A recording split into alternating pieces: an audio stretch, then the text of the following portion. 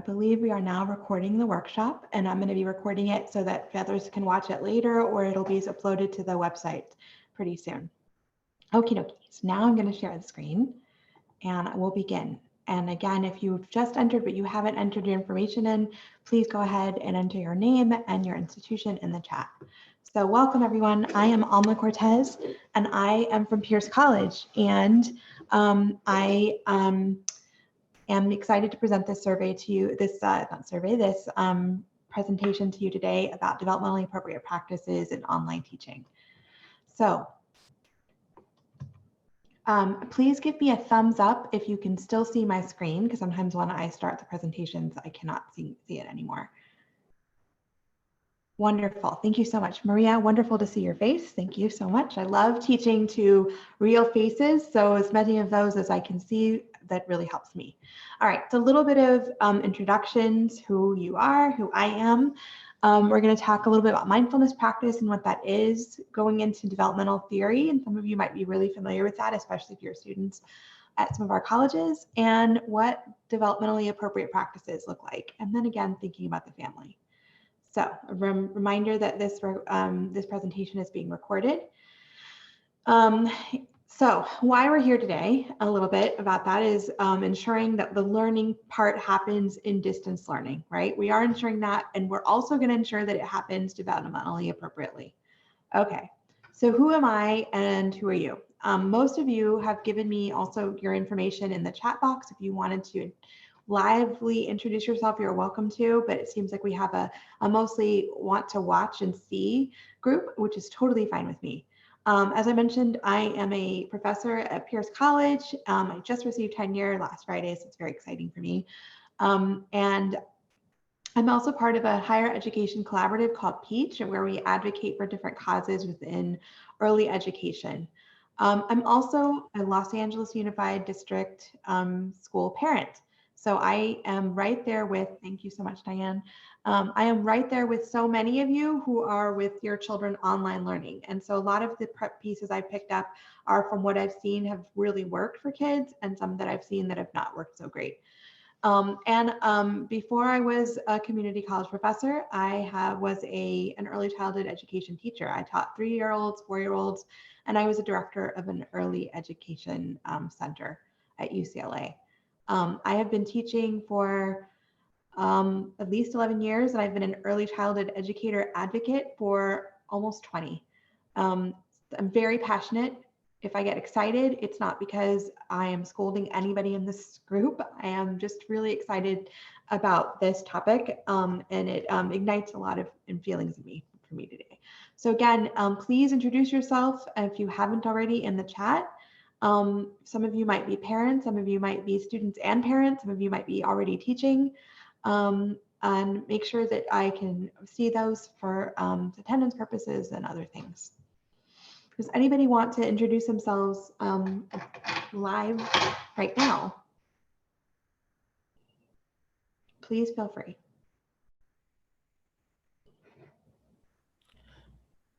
Hi, I'm Janisha. I'm a student at West LA, future teacher. Wonderful, welcome. Hi, Janisha. Hi, I'm Carrie. I'm a student at West LA College, and I also work for LA Speech and Language Therapy Center, where I help assist with the therapeutic preschool and the early intervention and other programs that they have there. And I'm also tutoring somebody online. Wonderful. So you're doing a lot of the things that we're going to be talking about today. Yeah. Great. And you might also provide some tips that I haven't thought of. So please, there'll be time for that later. But thank you so much. Anybody else want to share who they are? Maria, you look like you wanted to, maybe. Hi, I'm Maria. I'm currently studying at City College of San Francisco. I'm studying child development. And I have 2 children currently attending online classes, one in preschool and one in kinder. So I'm pursuing a career in this field, so I would like to learn more. Wonderful. Thank you so much. Thank you. Okay, thank you. So lots of more introductions online. Lindsay from LBC, Long Beach City College. Brian from Mount San Antonio. Celeste from Rio Hondo. And someone from Sequoias in Visalia. Thank you so much, everyone. And Eva from Mont Sac. Wonderful. Thank you so much. I'm really glad you're all here. Does anybody else want to briefly introduce themselves? I'm happy to have everybody do it, but some people are more shy, and I want to be respectful of that as well. Yeah, I'll introduce myself. Hi, everyone. My name is Diane. I'm a preschool director for a private preschool in downtown Los Angeles. We're a French immersion language program. And so right now we're doing remote teaching. So I'm definitely here to, pick up on any of the strategies or tips that you'll have today. Thank you so much. Thank you so much for being here, Diane. Wonderful. I do not want to cut anybody off, but I do want to get started. And I know you all seem really eager to learn, so I'm really excited. So I'm going to keep going. Okay. All right. We're going to begin with what we talk about with practice what we preach, so to speak, right? We're going to be starting with some mindfulness practice. So anything that you were doing earlier today, anything that was bothering you, frustrating you, stressing you out, I want you to not think about that for a second. And I'm going to go ahead and take you to something called a calm room, which I think I need to reshare.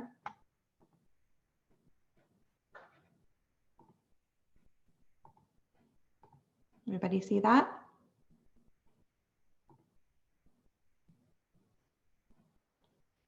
And sorry, 1 second, somebody's trying to get in.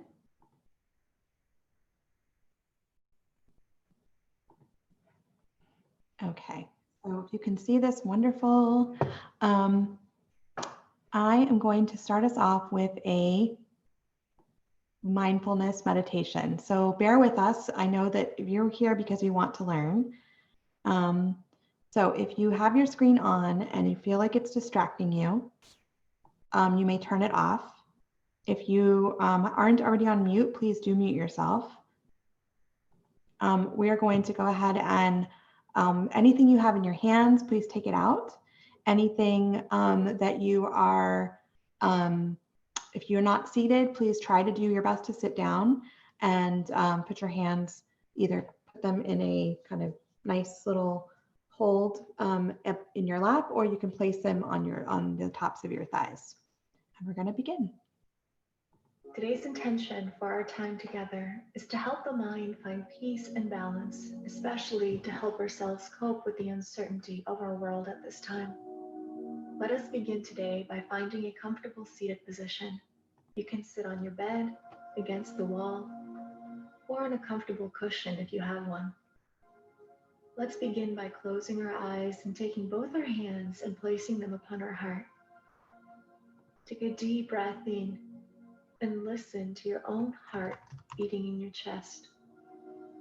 With each beat, may it remind you of this beautiful energy, life, prana that is within you.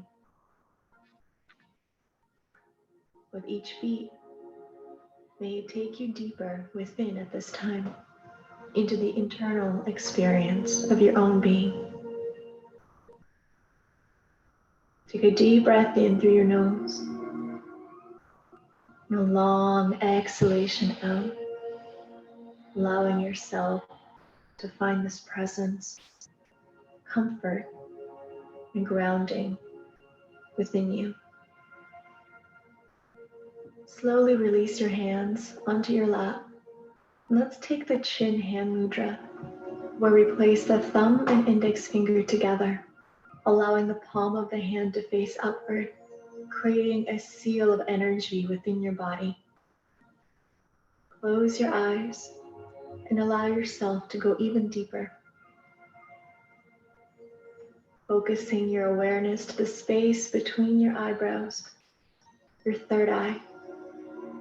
Simply focus and notice if you begin to see any shapes or colors, or perhaps just complete emptiness and blackness. No judgment here, just simply observe. Breathe in and let it go. Allow your body to let go of any tension in your face, relaxing your forehead, allowing your eyes to feel heavy, unclenching your jaw, complete relaxation of the face. Then move this relaxation downward towards your shoulders, your arms, and then down towards your hips and your legs. Just let it go. Simply stay present, noticing the movement of your breath as you breathe in and out. Begin to notice any sensations in your body, feeling the coolness of the air coming into your nostrils as you breathe in, and then the warmth of the air leaving your nostrils as you breathe out. Notice if you begin to feel any tingling sensations in your fingers or your toes. Whatever you are experiencing right now, just simply notice it. Be the watcher of the experience itself. Allow yourself to find peace and joy in this simple moment of silence and disconnection. You deserve it.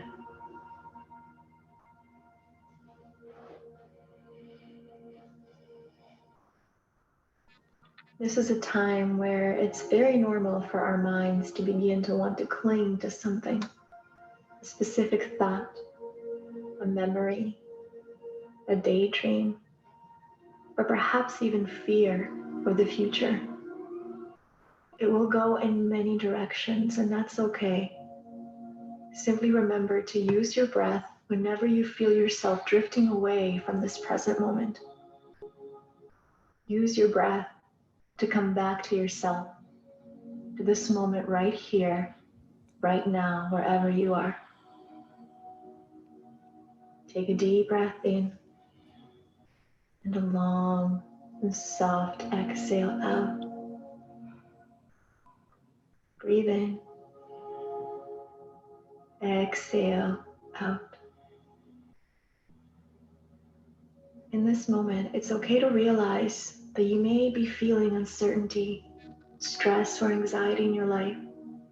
But remember, it is simply a reaction to the circumstances around you, which is creating a future that has not happened yet and won't necessarily happen either.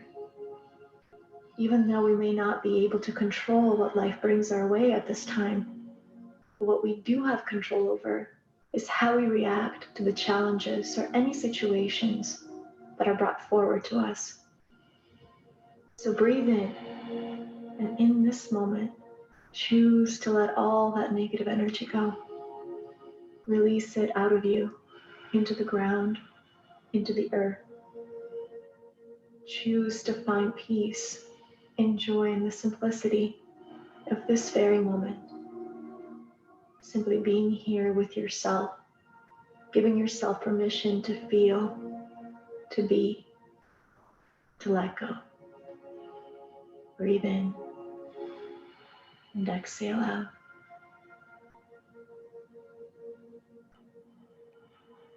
As you begin to take your deep breaths, I want you to see and visualize a beautiful radiant white light around you. It can be crystal white or with a tint of any color that comes to you. See this beautiful light of love entering your body with each breath. Welcome this light through the crown of your head and downward into every fiber and cell of your body. Visualize this radiant light healing your body in all the ways that you need healing at this moment, making you stronger, grounded, and healthy. With your exhalation, begin to visualize this darker gray, murky color leaving your body. So inhale, beautiful radiant white light, and exhale, dark gray energy out of your body. Create this beautiful intention to let go of all that no longer serves you. Any emotions, unnecessary thoughts. Exhale them out of your body, your mind, and your inner being. Inhale radiant light. Exhale all the weight off your shoulders. Inhale. Exhale.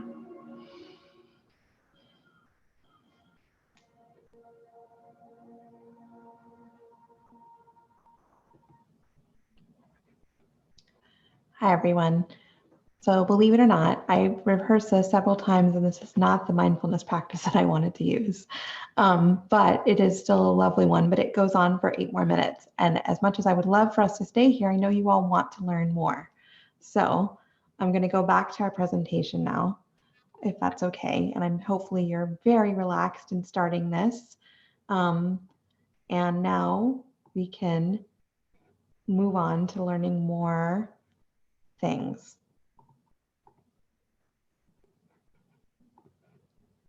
Hang on one second. Let me remember to share my screen. Hello, everyone. Welcome to. Sorry.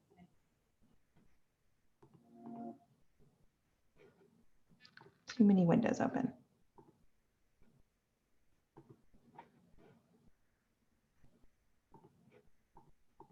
There we are.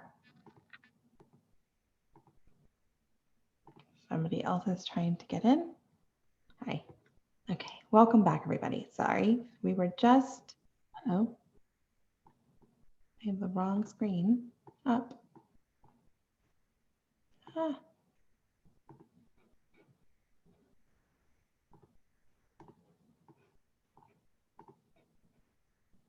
Okay. Can you all still see the calming mindfulness practice screen? Wonderful. Thank you all so much. Sorry for your, thank you for your patience. Okay. So if you wanted to, in the chat box, please drop a word or phrase that came to mind after you completed our mindfulness exercise. How did it make you feel? Were there any feelings that you were brought up for you? Calm. Yes, more calming. Peace for sure. Wonderful. Release. Excellent. Maybe you had a stressful day. Maybe getting into the Zoom was hard. Hopefully not.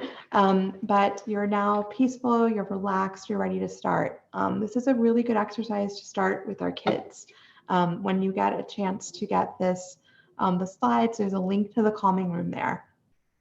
And it's a good way to just start your morning, or it's a good way to end your morning if you feel like your kids are needing that kind of practice.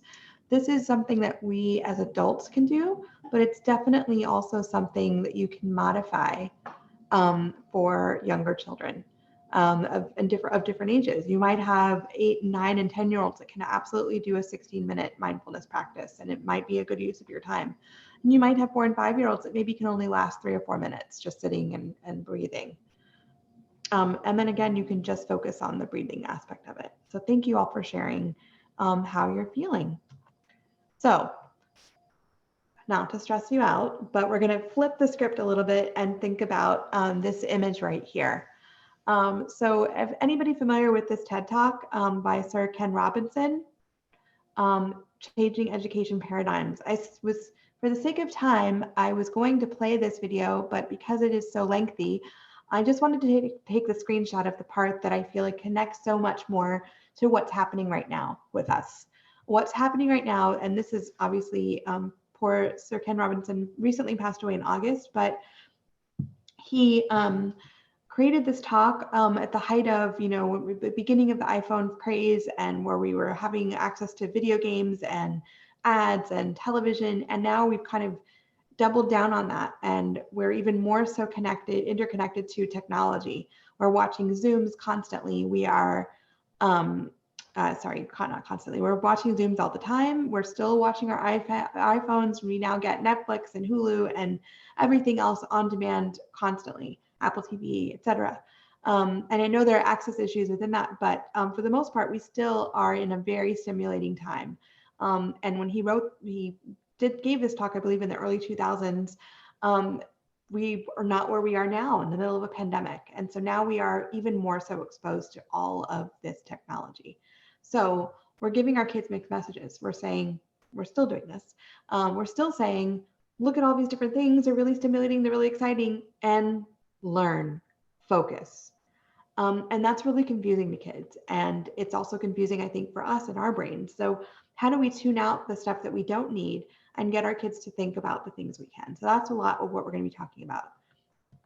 I also want us to keep in mind, again, the why we're here, right? So a little bit about more why we're here. Gloria Ladson-Billings has recently said, we are not just in the middle of one pandemic, we're in the middle of 4 pandemics. The pandemic that we're currently in, this crisis of being at home, remote learning because of COVID-19.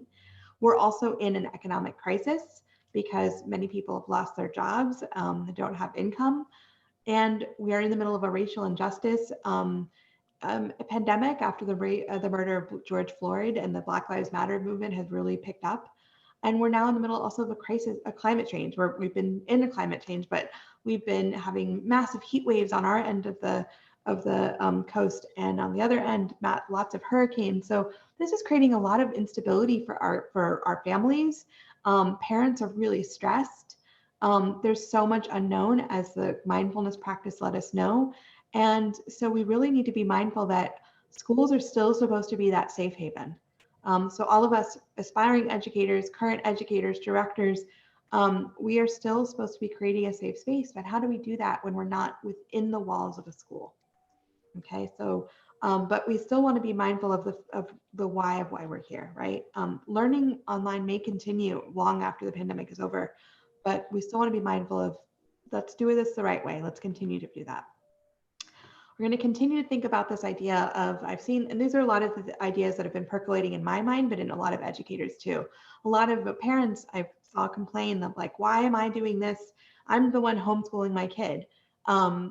When the teacher's the one that's supposed to be doing the work. So let me make sure that there's a really clear difference, right? Homeschooling is typically a personal choice, managed by parents. Parents choose the curriculum. They make their own schedule typically. Yes, so that's the clear distinction with homeschooling. What we have been doing, a lot of us educators, is crisis schooling online. We're remote learning, right? Despite technology access, we are creating rules that may impact our family obligations, right? Like, you have to have your screen on, you can't eat, all those different things. Parents are still managing their own work and household stuff, and as well as schoolwork. That is different than fully being a homeschool parent, right? And then, of course, the technology piece of, are we using Zoom, Google Classroom, Microsoft Meetups, all of that stuff, right? So that's the distinction that I want to make sure is clear, because a lot of people really feel like they're homeschooling their kids. And some of you students may hear those things and think, oh, this is scary. I don't necessarily know if I want to go into that. You're not. What you are going into is a sense of crisis schooling. We may be moving away from that as we are getting used to, and this is becoming more of our normal. But I want to make sure that it's clear that many teachers are still proving that they are more, they're continuing to deliver the content, and that distance learning has not meant relational distance. So we want to continue to make those connections, continue to create that sense. So, sorry. Okay. So what happens when we are fully online, right? Well, one of the big pieces has been this lack of human connection. And what does that mean for kids? So we miss those personal human connections. We feel the sense of loss and grief. Many of us went through this back in March and April, and still May, June, right? It was still kind of a hard thing to get used to. Many of us are now really used to it. What we're not used to is the sense of Zoom fatigue, of pandemic fatigue, where we didn't all think that in March we would still be in the middle of distance learning, distance education, remotely, right? So this continues to persist, and we need to develop better strategies for how to make it more accessible to our families and more accessible to our kids, and especially our younger kids. Now, as you probably noted from my credentials, so to speak, I've not worked with children, young children over the age of 5 in my career.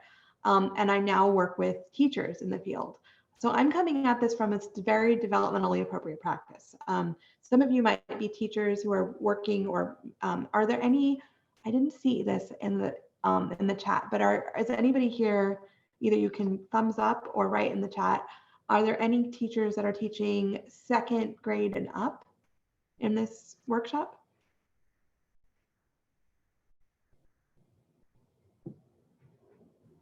Well, I'm tutoring. I'm a 2nd grader on the side of what I'm also doing. So. Okay. All right. So so there's some of you who are maybe doing some part-time tutoring and maybe need these kinds of pieces, or you're going to continue to work with younger grades eventually. Thank you, Carrie. What was I saying? So yeah. So again, my credentials are more for the younger grades, but some of these you can still adapt for some of the older grades, right? But now we're going to go a little bit more deeper. Thinking about, sorry, my slides, Bronfenbrenner. How many of you, thumbs up, familiar with Bronfenbrenner? No. Awesome. Definitely 1, 2, good. All right. So the way that I process my information is by thinking about developmental theory. I know that sounds really nerdy and crazy, but some of you might also be the same way, where once you see theory, you can't unsee it. And you're, yes, thank you, Dr. Smith. So I can't unsee Bronfenbrenner when I think about this pandemic, because I never thought I would be a parent in a pandemic parenting. In my lifetime, I never thought that I would have to be remote learning with my child, or even remote teaching in the same way. So I tend to think about this time period of ours as thinking about the ecological perspective, right? So the child at the center, right? As we see in our little, in our drawing here, right? We have our children at the center, and we typically have family around us, yes? And we also typically have the school and the community around us. Well, if I were to take this red marker, wait, it's not working. For me right now, I feel like there we go. A lot of this, right, is not happening. Yeah, everybody see that? We are isolated from our school. We are isolated, a lot of us, from our family members. And this makes it so much more hard for our kids, because they see us struggling, and they are struggling with not seeing grandparents maybe, or not being able to go and visit cousins, etc. None of this is meant to make us sad. This is just meant to make you understand a little bit about the why of why we feel like this. So what we've been reliant on, though, is our exosystem, right? Our exosystem, which is our access to technology. And so that has become our primary mode of communication, conversation, and school, right? Temple, church, right? All of those things have moved to online, which makes it, very easy in terms of access. Like, we were all able to access this presentation right now, but it makes it difficult as a society for us. So I want us to be thinking about that exosystem piece, about how we rely on the mass media in terms of like the technology, Zoom access to get our primary learning, and the chrono system, right? That this is a moment in time, and it doesn't feel like a moment right now to us, but it is a moment in time that a lot of our kids are going to remember forever. So we have to be really, really careful about how we are going to change the shape of their learning. Okay. I also want you to recall Maslow and his hierarchy of needs. So here's a lovely this is a graphic I found online, right? A positive teaching, right? Are our students safe and fed? And again, many of our students relied heavily on the safe and fed part in schools, whether that was a preschool, whether that was a public school, private, doesn't matter. That's where they relied on their safety net, their social system, right? But safety net. And for many, many kids, it was also how they got some source of food. I know that Los Angeles Unified School District, many schools have really taken that to the next level and tried to work on how to create systems where we are able to get food through drive-bys, et cetera. But it doesn't necessarily replicate that institution of going to somewhere where you know that you're loved and cared for. So how do we know that our kids are loved and missed? Those are some of the messages that I want you all to take away from today is how do I let my kids know that I see them for who they are, even though we're online? How do I know that they feel loved? Because, and then again, thinking about mindfulness, right? That coping skills, how do we deal with crisis, emotions? Most of our kids are going to hide that from everybody online, but we can still teach them those mindfulness techniques or other techniques that help them with their emotions long term.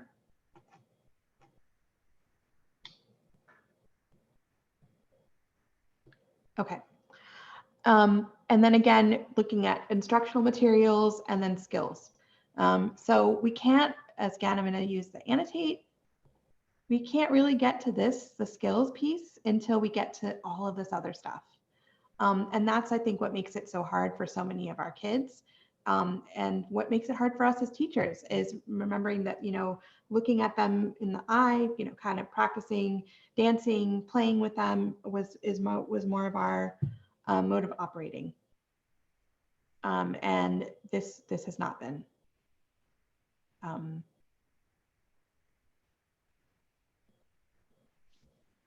The what we typically do.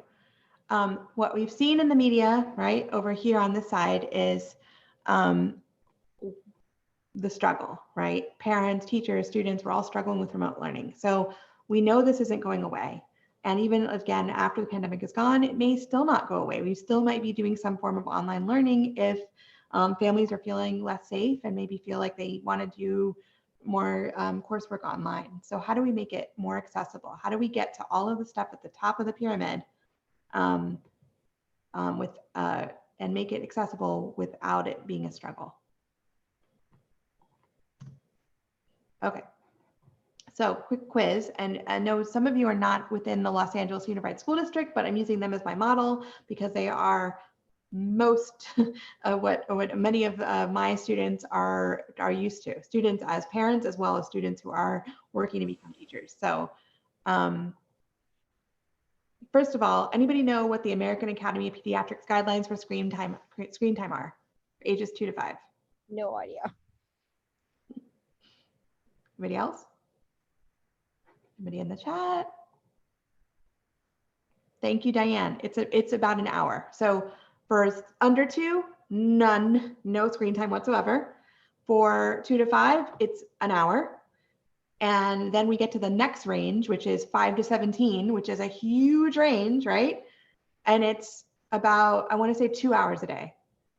LAUSD, just for the sake of argument, and many other school districts may say differently, but for the sake of right now, the Los Angeles Unified School District says that screen time in front of TVs is different than screen time with Zooms. I see a smirk from Maria. Thank you for that, because I felt the same way when I heard that. I was like, this is why I'm doing this workshop, because I don't agree.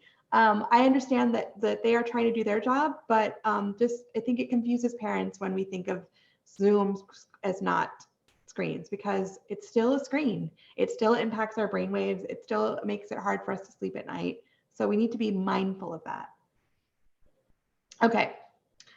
Also in the chat, if anybody knows, what's the difference between synchronous versus asynchronous? Anybody know? I think asynchronous, I forgot which one it is. One of them is like where you actually have like certain meeting times, and then the other one where it's just like all completely online and you're not, you just check in and do your own thing kind of. Okay.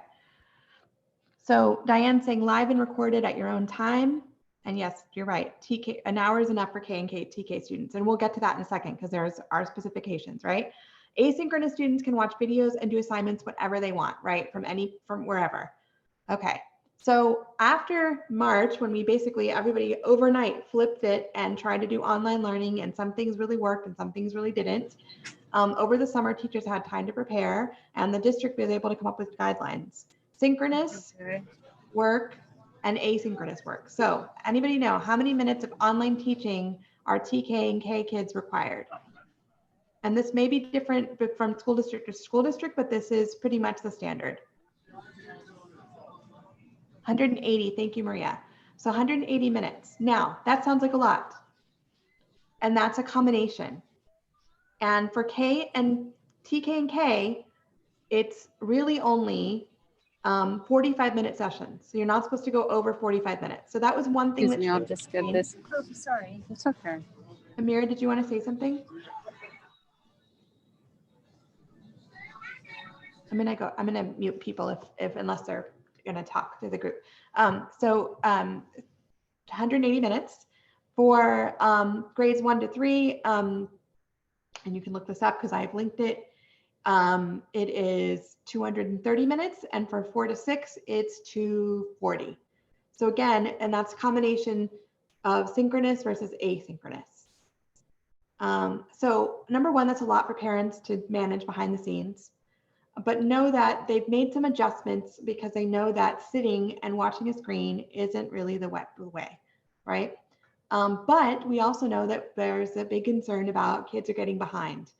Well, let me tell you that from an educator, parent standpoint, and early childhood standpoint, the most important thing we're worried about at this point, I'm worried about for my children, is their social emotional behaviors. Are those going to be the things that lag behind? And the answer right now is maybe yes. And we'll get to that in a second. So just want to make sure that this is really clear, because it is important to note the 2-hour limit, and also to note that 180 minutes is longer than that 2-hour period, right? So it's conflicting. Pediatricians are going to tell you one thing, and our educators in the K-12 system are telling us a different thing. How do we figure out how to make it work for us? Okay, pretty cool. Sorry. So one of the tactics that I feel like really helped me to really think about this for all of you as well is this idea of adapting and making the family the center of it. So thinking about Bronfenbrenner and thinking about how do we make the family as the center. So if technology is our system, let's own it. Okay. So how do we incorporate the family? Because believe it or not, our families are learning right alongside the kids. So we need to think about ways like getting to know them, right? So my first and foremost, if you're teaching online, I strongly encourage you to have some sort of notebook right next to you when you're teaching so that you can share or write down notes. So-and-so has this pet. She likes the color pink. Blah, blah, so-and-so has a little brother. He likes to come and read story time with us, etc. Does that make sense? So you want to kind of just take those notes of kids so that you know how to connect with them when they're online with you, okay? And eventually you know all of that and you'll memorize it and it won't be hard for you to remember. But for now, think about kind of just taking note of it. If you're depending on the parents that you work with, you can send out surveys of tell me who's in your family, or tell me what time is best for you for parent meetings, or what are some things that you need help with. Having maybe parent, kind of breakouts where they can meet up with you and help, troubleshoot technology.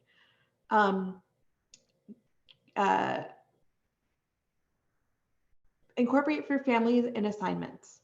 So maybe an assignment can be draw a picture of your family, and then you show it in class, right? If you're using the platforms like Seesaw, you can have them submitted online.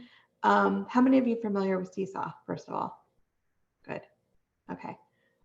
So make sure you're incorporating the family as much as possible. Be thinking about them. Everybody's going to have a different culture.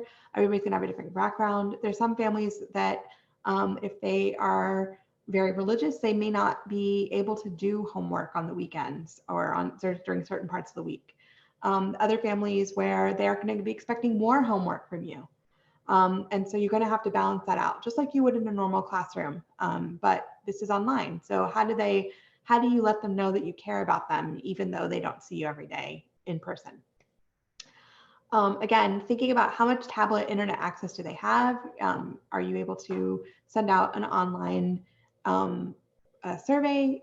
Is it something that you meet about with every family, separately? Are there families that just don't come to any of the Zooms or send their kids to Zoom but are not prepared? How do you reach them? How do you reach out to them? Think about where the classroom is. I shared this picture of my daughter's space because that was one of the first assignments that they had of the year, was to share your space where you are learning. What helped, I think, the kids to feel really proud of it, of setting up a space that was theirs. And it also helped the teachers to know who's got what. Not in a nosy way, but in a, I want to help my kids way. I want to figure out who needs what and who do I need to reach out to more. Where is the classroom? Is it in their room? Is it in the dining room? Is it in another part of the house? Is it outside? Is it on-site childcare because they're an essential worker, right? And maybe they're struggling with like bringing resources every day. Get to know these things as you welcome your students. Oh, I noticed that so-and-so has a different hairstyle. You also may also notice the kids that don't want to be called out, and you can just nod and be like, give them a virtual fist bump or a virtual thumbs up of like, I see you. Thanks for coming today, right? And those are still those ways that you remain connected to them. They're subtle, they're little, kids notice them. Okay. Somebody in the chat wanted to say something. Thank you.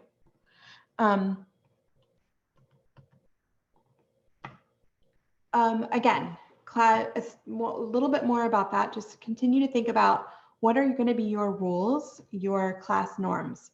So if then again, the classroom is the computer / the bedroom / the living room or whatever, what are your norms? So the district as a whole said, set up your space, make sure the feet can be on the floor, right? And what they were trying to say by that was, we don't want kids laying down and doing Zoom. We don't want kids on the couch and doing Zoom. We want them sitting upright so that they can be focused and doing the right stuff.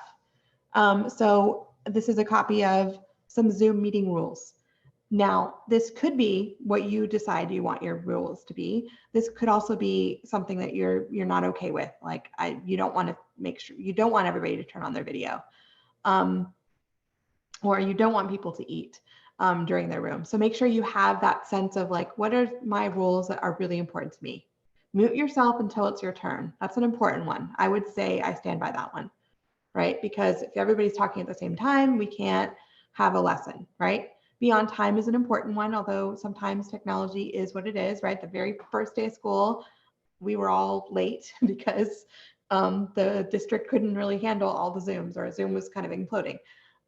Raise your hand, right? Figure out, teach the kids how to raise their hand either here or in the chat button or participants button so that they can figure out how to do that. Again, those are still assignments, right? That you can do. It's like, everybody practice, turn your mute on, turn your mute off, right? And it can be a game until they kind of have figured it out and they don't really want to test that limit anymore. I recommend potentially, if you can make this happen, helpers of the day or of the week, something that you can keep track of, right? So again, how do they connect with you? Have a pledge helper, someone who helps you with the pledge every day, an attendance helper, someone who helps you track like, oh, so-and-so's missing. And then of course, when they come back, welcome back, we missed you, right? If you need or help have a timekeeper or want that, that's a good idea. If you have a routine song that you sing a day of the week, or singing a song helper.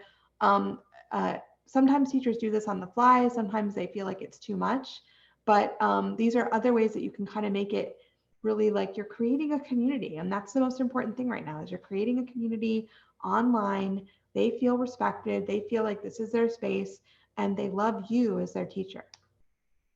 And again, just a reminder about eating versus not eating. Some teachers are really strict about no eating in my class because I only have this 90-minute time period a day. So eat before or eat after, don't eat in the middle.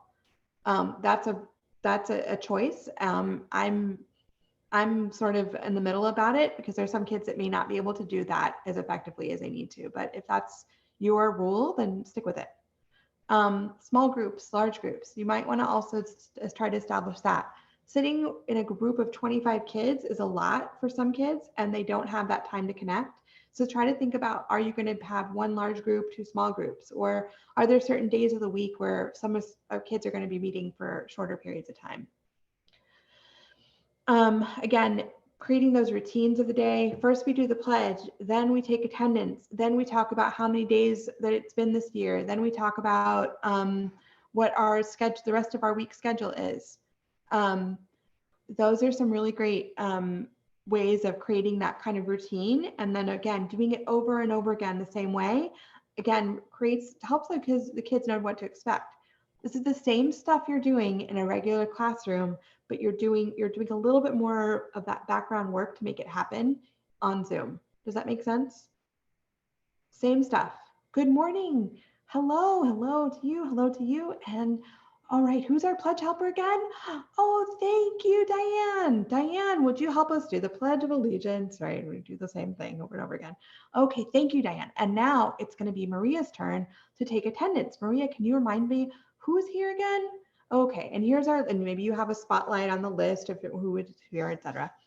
That same repetition, and again, right? There's not a day that my daughter has not wanted to go to school because she has a teacher that does this that way. And she notices when hairstyles are different, when kids look tired, and she comments on it, not in a disparaging way, but in a, you okay today? All right, cool. Oh, you're just thinking. All right, cool. And so it's helpful to kind of get that sense of where people are. The really big bullet point at the end, I was going to make this an entire slide and decided not to because there's more important stuff, but explore the right learning materials that work for you. Get acquainted with Seesaw, Flipgrid, Schoology, whatever it is that your district is using, and practice it and use it over and over again. Because again, we're doing this for a while. We don't know how long. And so you want to get really used to it because it's our new normal. You can be sad about it for a little bit and then move on and keep going. Okay, movement, which reminds me I should stand up, stretch. If you want to stand up and stretch, you're welcome to do that too. Again, my recommendation is incorporate movement activities throughout the day. I would recommend doing them in your live class and maybe assigning them as homework. Not in a go and run around the house 5 times, but in a go on a walk and find things that start with the letter blah. Or can you find, if you're thinking about architecture, can you find 5 homes that have chimneys or have certain kinds of windows, different, whatever it works for you. It doesn't have to be, if it doesn't work for every family, it doesn't work. And they want to do it online, they want to do it online. But it's important for you to think about it because it's an important aspect of their day. You can incorporate mindfulness as part of your in-class asynchronous piece. How many of you are familiar with Cosmic Kids Yoga? And some of this sounds like it's maybe repeats of what you already know, but Cosmic Kids Yoga with storytelling. There are some free Cosmic Kids, and I would recommend definitely, yes, Go Noodle for sure, as you see in the picture. Definitely think about Cosmic Kids as a way to, so basically it's yoga with storytelling. We're going to do the Yellow Brick Road, and everybody acts out, how to be Dorothy and Scarecrow and Tin Man, etc., with yoga poses. You could create ownership by making them do it there on their own and recording themselves. You'd be surprised how tech savvy our kids are getting. Recording themselves doing anything is super fun, and they love it because they know that it's about them, right? Stretching. Your helper of the day could be one of your helpers of the day could be your stretch reminder to stretch. Child that every day at a certain time can remind everybody that they need to stretch. Yes, thank you. Jack Hartman is another good one. Simon Says, on some of the days where I've noticed that my daughter's teacher can't get Go Noodle to work, she just does Simon Says, or hands on head, just to kind of a little brain break. Sometimes teachers like to maybe not give but prescribe recommend fidget toys if that's something that you can incorporate as a, something that kids really need, something tactile. Scavenger hunts are my other favorite movement activity because it gets them up moving and thinking, and you're not just looking at a screen. Okay, I want everyone to prepare and find things that are blue in your house. Find 5 things. Okay, go. I'm going to put a timer on. Everybody goes and they find 5 things that are blue. Oh, I found a blue notebook. I found a blue stapler, etc. Okay, and finally Go Noodle. Everybody's familiar with Go Noodle. If you're not, here is a link to it, which I think just takes you to the, oh no. Grammarly does more than catch errors. Sorry, I meant to play the ads earlier and I did not. With Grammarly, you can find really good, no, perfect. Hang on one second.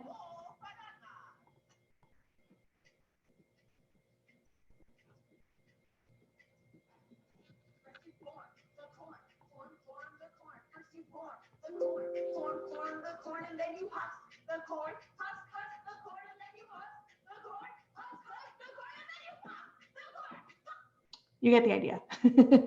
So these are different movement, fun activities that you can do with kids that are, a lot of sing-songy. I lost my, there we go. A lot of songs and singing that really help them kind of just to move and wiggle. A lot of teachers use them already in LUSD classrooms as part of their day. So now they're even more helpful online. Okay, more. Hands-on materials. We are running out of time. So if you want to stay longer, you can, great. If not, I will be sharing all this information. My big recommendation are hands-on materials. I need to, oops.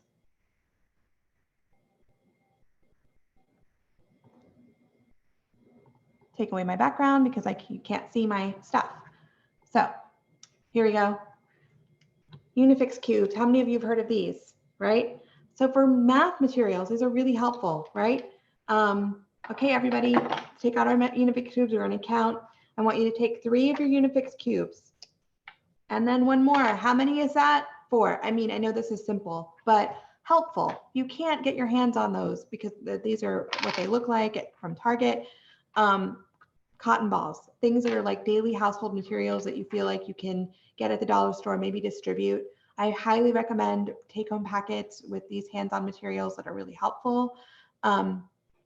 Play-Doh, sensory tactile things that will help them to, again, it's not fun to just say A, B, trace it on the screen.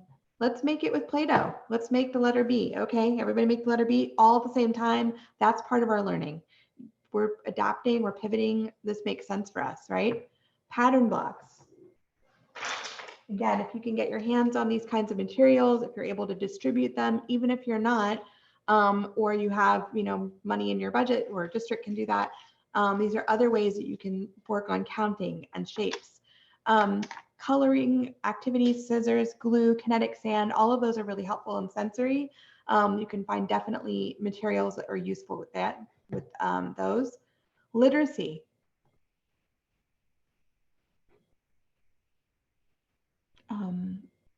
Amira, what do I need to share? Can you guys see my screen? Yeah, okay. So puppets. Again, for your TK, kindergarten, even first graders, right? Having a puppet that's like your daily puppet that's like, this is our puppet who's going to help us count the days of the week or the days of the year, that can be really useful for them. It's a hands-on, it's exciting, it's fun. Books. How many of you have heard of Epic books? You can utilize that as a way to share a screen so you don't have to read from a book if it's hard for you to model that. Continue to think about journaling, right? As ways of, again, children sharing their own ideas, their own thoughts, etc. Share time, feelings, and leaving time for them to connect, or suggesting lunch meetings are my ideas for social emotional activities, where they can definitely talk about themselves, how they're feeling. These are definitely activities that you can do in your classroom that are live activities, or conversations that you have that you then take and do an asynchronous assignment. Some books that I recommend that not exclusive to this group, and some more that I found. Wembley Worried, about a child or an animal that worries a lot. Not Forever, but for Now. What to Do with the Problem, I Am Enough, Irene the Brave, You, Me, and Empathy.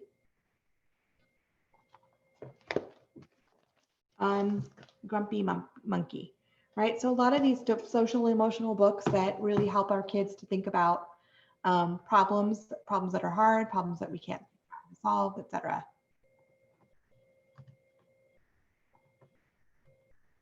Okay, finally, recommending outdoor time. One of the things I want you to think about are the fact that our kids are inside a lot, we're home a lot all day. And so again, suggesting that outdoor time where they can do outdoor homework, or they can draw or sketch something that's outside of their window, outside of their door, etc., is really helpful for them. It helps them to kind of get that brain break that they need, so that they can come back inside and be unstimulated, so they can go back and do work. Again, continue to think about encouraging play and learning around hard topics. So this is not a great picture, but this book, Something Happened in Our Town, is a really important book that we talked about a lot this summer. So essentially, this is still a hard time. Our kids are still struggling. Parents are still struggling, and we can't just push away those feelings, and we can't just push away those thoughts that they're having. So we want to continue to encourage play.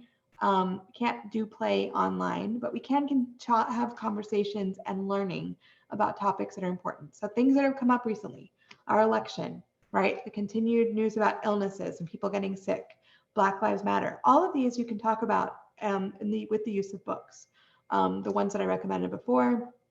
I have other book lists I can share later, but these continue to help us develop community, help us understand where they are in their learning, and help them to talk about these really big topics. Final thoughts.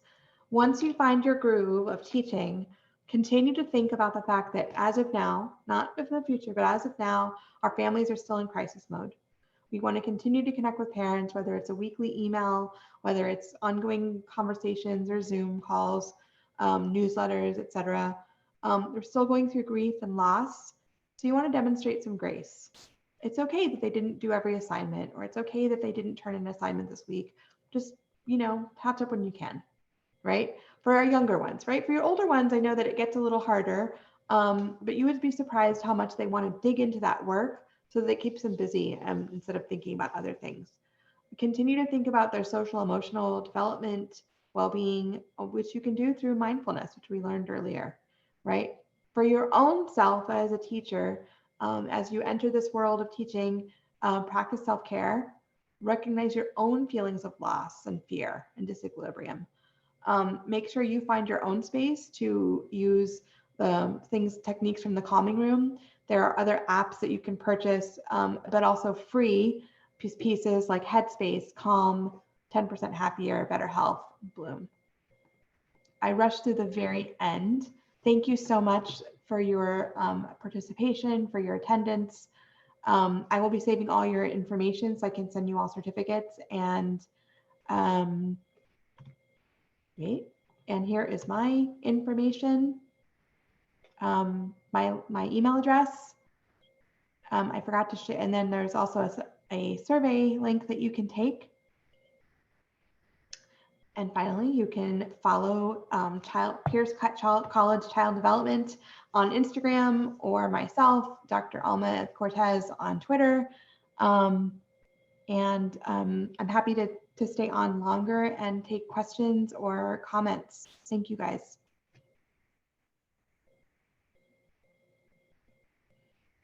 So the attendance verification was through your email your name and your organization through the chat. Thank you, guys.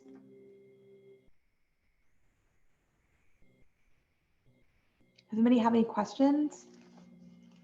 I forgot to share my picture of all of our online learning guys, but Everybody says these guys all taught virtually. They did, but they chose to on television. So don't compare yourself. Thank you, Saba. Thank you. Sorry, I was on my phone and I'm always afraid to move it around. No worries, you're all good. I was like to exit the phone and I'm like, oh, if I press something, I'm gonna exit the chat. So I just rather leave it on mute. That's But, okay. So we just put our name on it and that will be it? Yeah, you can put your name and I'll be able to contact you. I think I have everybody's information through the event. Yes. Yeah, because we put it at the beginning when we started. Mm-hmm. Okay, well, thank you so much. It was great. Thank you. Have a wonderful day. You too. Bye, Bye. everyone. Thank you guys so much. I'll stay on for a few more minutes if there are any questions.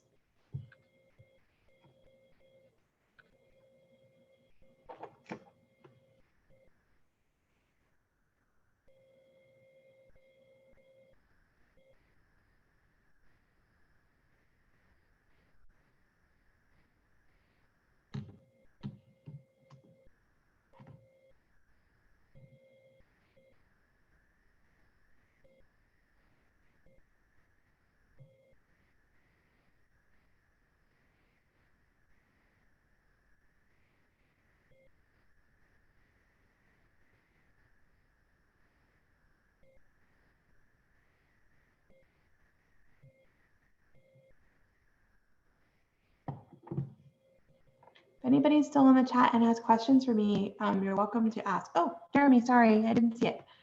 As a future teacher, what are some tips to stay calm while teaching during COVID? So again, I think it's just more of a kind of bite off what you can chew, so to speak. But just find your own time to kind of focus on you. Find your space to decide, okay, this is my time.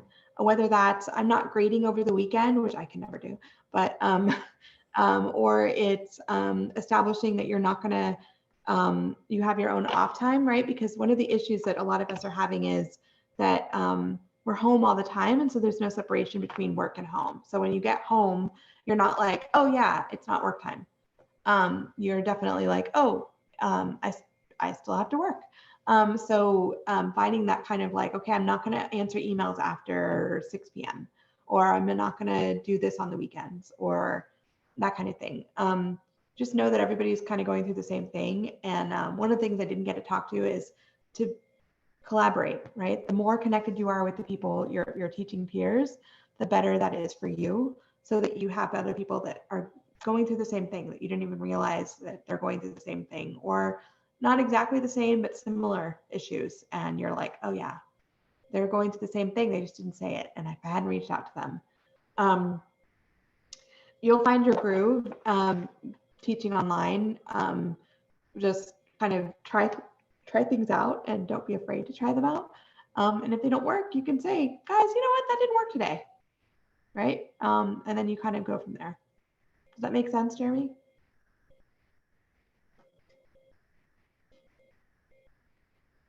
Awesome. Thanks, you guys. If there aren't any more questions, I'm going to go. I'm happy to stay on, but there's only 3 people left. Bye. Take care, everyone.